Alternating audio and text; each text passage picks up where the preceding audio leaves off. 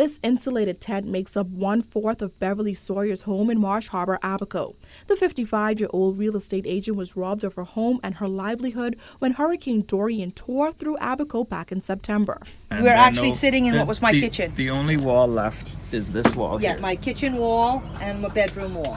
Everything else is torn gone. down. The only other thing left intact from the former residence is the foundation. That's where Sawyer pitched the 4 insulated tents that she now calls home. For now, I'm living in these pods. I have a sleeping pod. I have a kitchen pod. Oh, wow. I took the floor out of it so there's no plastic, right? Because I do have one of those little teeny tiny burner stoves, which I'm cautious with using. I basically only make coffee in the morning. Then I have a storage pod, and this 4th pod right here was going to be like a sitting area, but I have a floor problem. I get water inside of this one for some reason, so I'm battling that. Like many other residents, Sawyer, who left the island in the immediate aftermath of the monster storm, has returned home. She's now facing the daunting task of putting her life back together. Sawyer has no electricity or running water. When she needs to shower, she travels to a relative's home. However, she noted that she sometimes gets a container filled with water and bathes in the kitchen tent. Low on money, Sawyer says she also has limited access to food. I still really don't have any income, so I go to CAPS or to the new Marsh Harbor Library and I get, canned food that doesn't need to be cooked,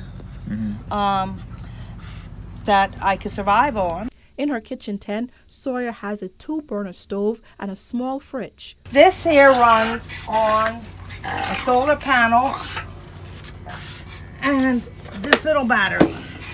While she counts herself as fortunate to have some amenities, Sawyer said it's becoming increasingly difficult to function as access to government aid is hard to come by. It is just so difficult. Nothing happens right away. It's supposed to be, they're trying to help us, but you go for assistance and you've got to wait 3 weeks for it to be approved. I mean, what needs to be approved? I'm homeless, I'm without a job, and I need something. You need all the help you can get.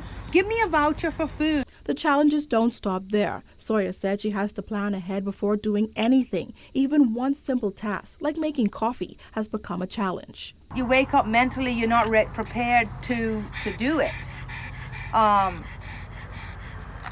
It's a challenge just going out the door. I mean, normally I had a fenced-in yard that I could just walk out my door, close my door. If the dogs came in or out, it was fine.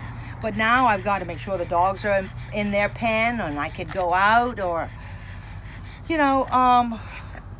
night is coming. You have to think, are the solar batteries charged up so that you could have light so you're not spending so much money on running a generator. You can't clean the floor. So, it's hard.